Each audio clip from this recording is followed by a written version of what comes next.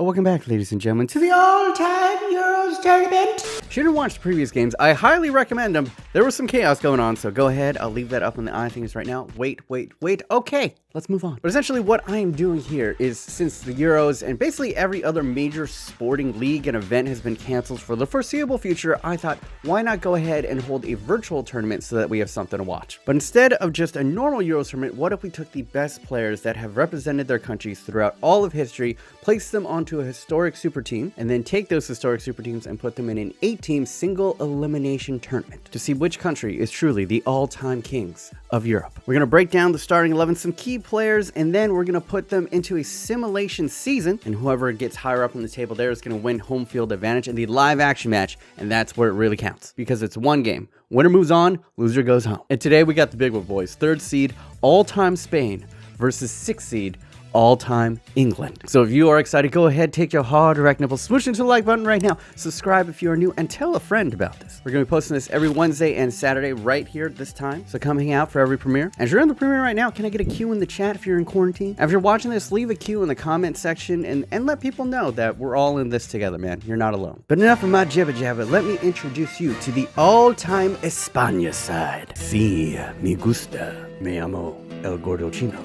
And alright, a little bit of an asterisk right here. If the player did not appear in FIFA 07 and beyond, or if they didn't get an icon or a legend card, then they're not going to be appearing in this squad. So a player like Di Stefano, who's considered a Spanish all-time great, is not going to be in the side just because, one, I'm old, but I was not that old to actually see him play. And two, I just don't have the data to go ahead and build and guesstimate what that player is. So players like that, they're just not going to appear. This historic team is mostly the Spain God Squad. That is the only team in history to capture 3 consecutive major tournaments, winning the 2008 Euros, then followed by the World Cup in 2010, and then the Euros again in 2012, going an insane 35-0. They were one of the most dominant forces in international football ever, if not the most dominant. And the main 2 cogs that made this team so dominant was these 2. You know the names, Andres Iniesta and Xavi Hernandez. This duo was some of the most creative, the most clever, the most masterful passers of the ball of all time. And you can see that I've gone back in time. This is the 92 card that Xavi had back in, I think, around like FIFA 12, FIFA 11. And then this is the flashback Andres Iniesta card that he got last season, I believe, that comes in at a 94. This is the highest flashback card, I think, ever. And with great warrant, you could see outrageous stats: 99 ball control, 93 long passing, 99 short passing, and 99 vision. And you can see pretty much the same with Xavi Hernandez: 98 composure, 98 vision, with 94 long passing and 97 short passing. And then at the CDM position, you have Pep Guardiola, the master of implementing tiki-taka in the modern game. And you can see right here, they're going to play in the famed false 9-4-3-3 with Spain and Real Madrid legend Raul playing at the center forward position, absolute legend and goal machine, and then a little bit untraditional on the wings here. First one, you have David Villa, who is pretty much the primary striker for this golden run. This is an amalgamation of his flashback card, as well as he had a 93 card back in like FIFA 010. 010, what am I talking about? FIFA 10. One of the most clinical, one of the most clever strikers that you'll ever see. And on the right side, you have Spanish great Bucho Bueno coming in at a 92. Once again, not a traditional winger, but with a pace of 94, I think he'll be fine out there. And he's got a 5-star weak foot, so he can deliver the ball from any angle. Then in the back line, you're going to have some legends as well as future legends. You have Carlos Puyol, who's instrumental to the Spanish squads, as well as the Barcelona squads that dominated the early 2000s. You have Real Madrid and Spanish legend Hierro. You have future legend Sergio Ramos. As you can see, he's back up to a 91, which was his rating, I believe, a season ago. And every other player that you're going to see on here is going to have their max rating. Yes, I went through all the players in all of these teams and basically scoured through to see what was their top rating in all of history that the data could provide, and I made them that. So please leave a like. I don't have a life. And then you have Jordi Alba, who is instrumental for, I believe, 2 out of those 3 tournament wins. And then in between the sticks, you have the captain of the side, Saint Iker, aka Iker Casillas. Not the tallest guy, 6'1", but he was basically a spider monkey back in the day. Positionally, he was fantastic, lightning quick reflexes, shot stopper unparalleled to pretty much anyone of his generation. And then on the bench, you have another series of keepers: 91 David De Gea from a season ago, Cesc Fabregas, who was up to a 90 at one point, Sergio Busquets is a clever. You got flashback Pedro from his Barca days. You have David Silva, who's arguably Manchester City's greatest player of all time. Current Gerard Piqué, Flashback Fernando Torres. Oh my God. Young Fernando Torres before he got hurt over at Liverpool. Look, just 93 pace, 93 shooting.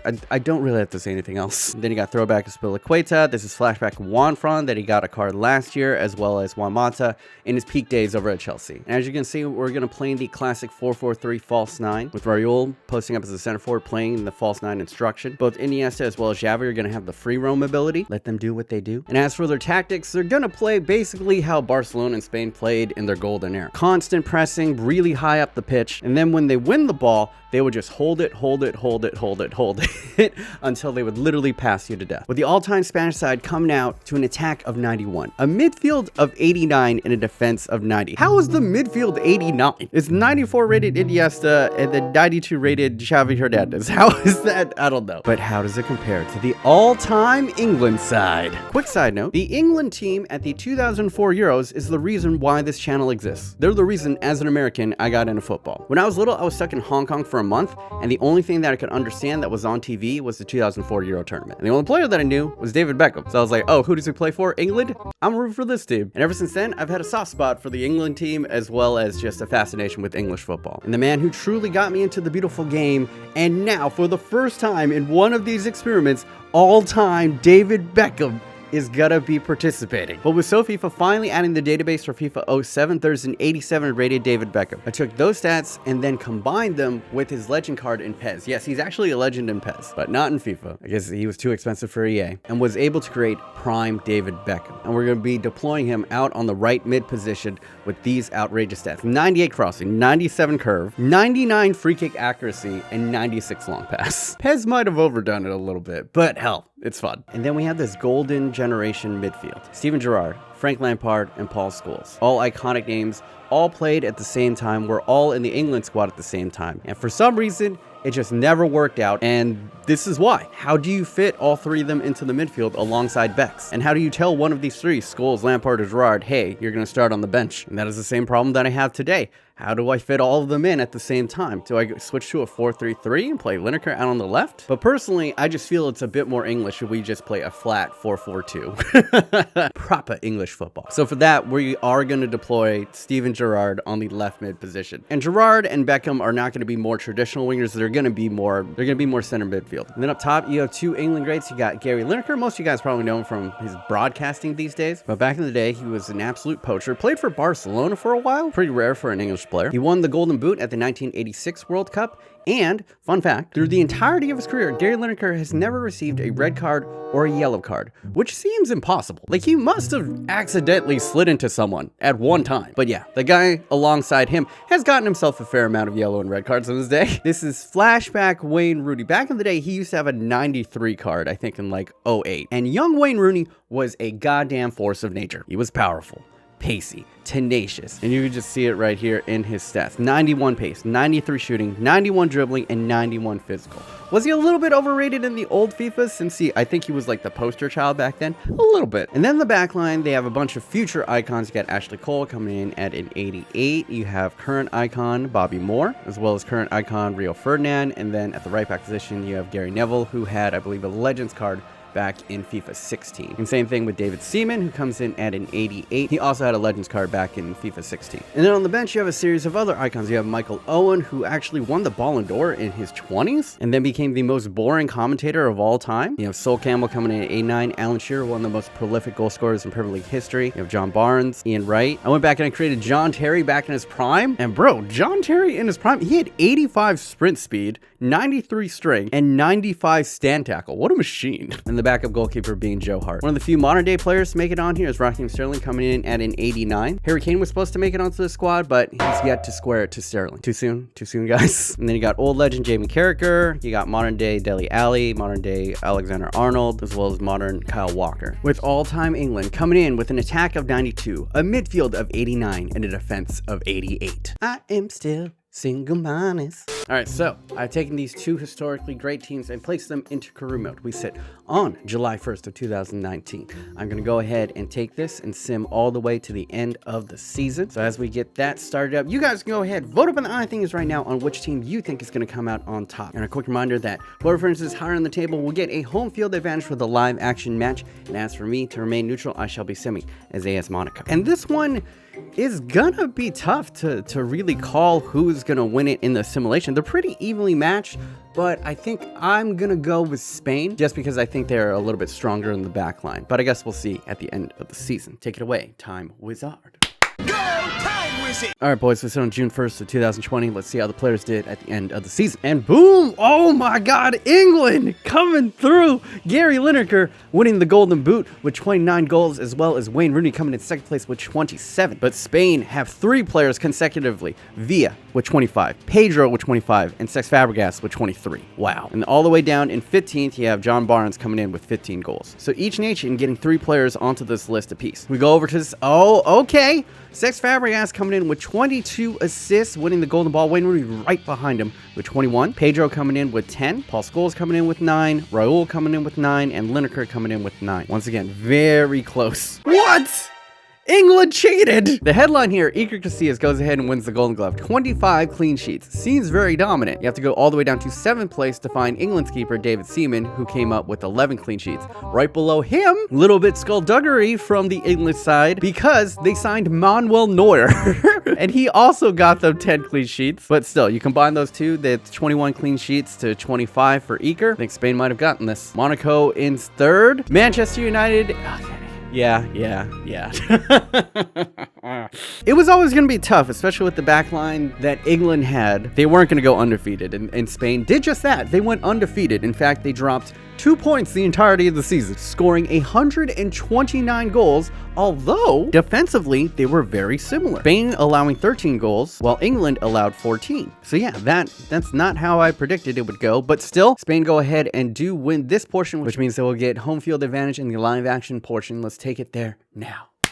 All right, boys, as you can see, we're in the live action match. Spain went ahead and won the sim season, which means they're going to get the home field advantage. They're going to be playing in Spain, although it's a little bit awkward because they're Barcelona and they're playing at the Bernabeu, but still. All right, CPU on CPU. I'm not going to touch on anything. Legendary difficulty. And there we go. As you see, these two historically great teams come out onto the pitch. Vote up on the iThings right now on which historic team you think is going to come out on top and which one goes home. Spain will be represented in these Barcelona alternative yellow kits. And look at that, Bucha Bueno, Raul, and good old Saint Iker with the captain's armband. And as you can see, it's gonna be Manchester United red because, you know, England red on the English side. That's my David Beckham. It's not, you know, it's not terrible. I had to recreate a lot of players on this one, and I'm not fIFA. I can't do the faces and all that stuff that well. But without further ado, ladies and gentlemen, 3rd seed Spain versus 6th seed England. And personally, as I said earlier, I've always had a soft spot for England, so I'm desperately rooting for them, but I don't know. I don't know about a flat 4-4-2. The final match of the first round is now underway. Tentative stuff from England.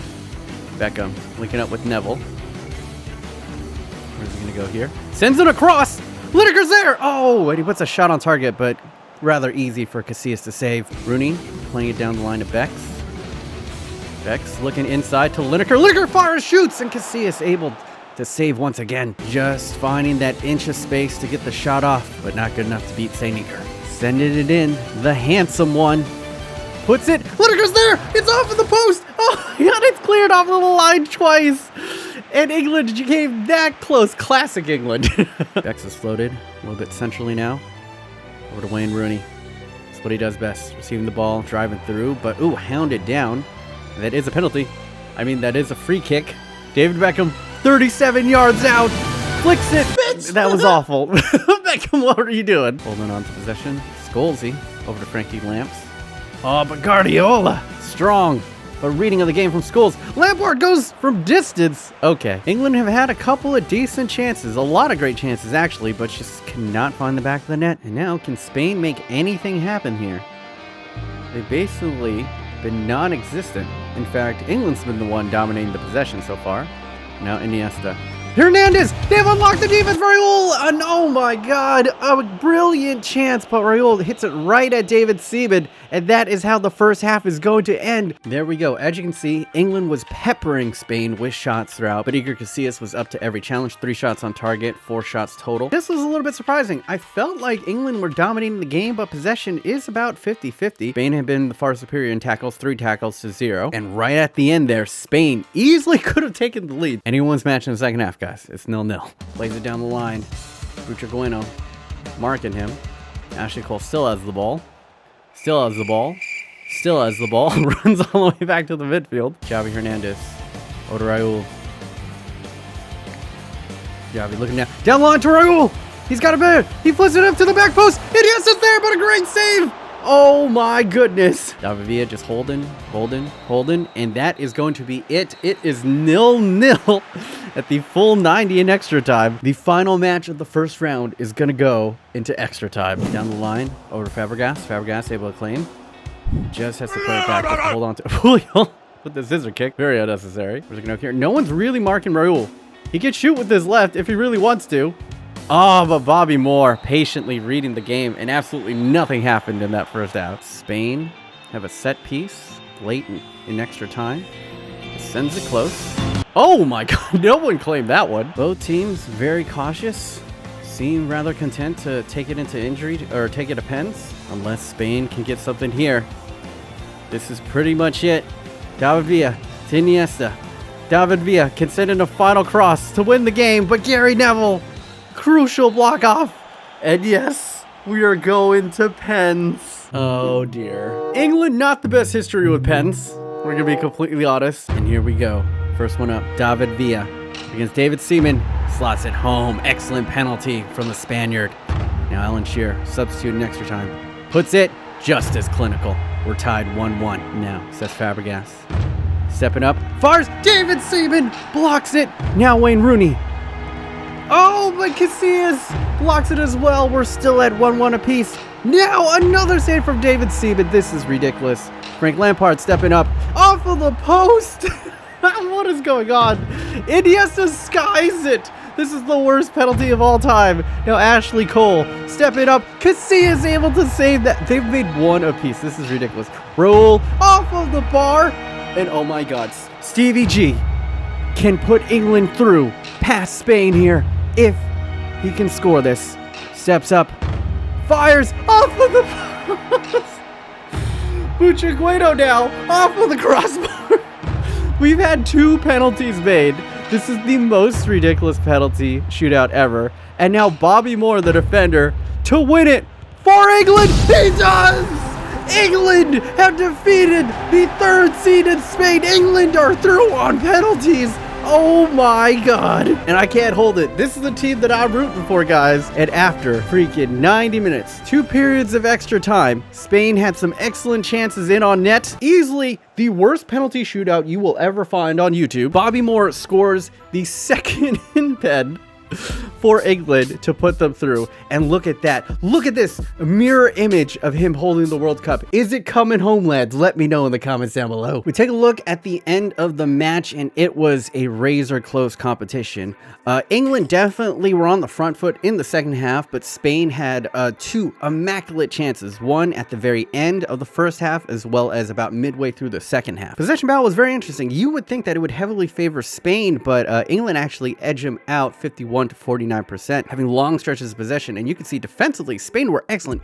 8 tackles to 3. And you can see crucially right here, of the 2 shots on target, Spain had one at point blank range and just could not put it home. And it went down to pens, and England actually move on in a penalty shootout. Who would have thought? Not me. But England will advance to take on 8th seed Belgium in the next round. But the next match that you guys can look forward to is going to be 4th seed all-time France versus 7th seed all-time Portugal. So yeah, if you want to get all caught up in the first round, go ahead and click over here. Dinks Boost, you want something a little bit different, click over here. But guys, that's gonna be it for me, BMOnus. Hopefully you guys are having a wonderful day. Stay safe, stay inside, sanitize your phones, and until next time, boys, stay thick.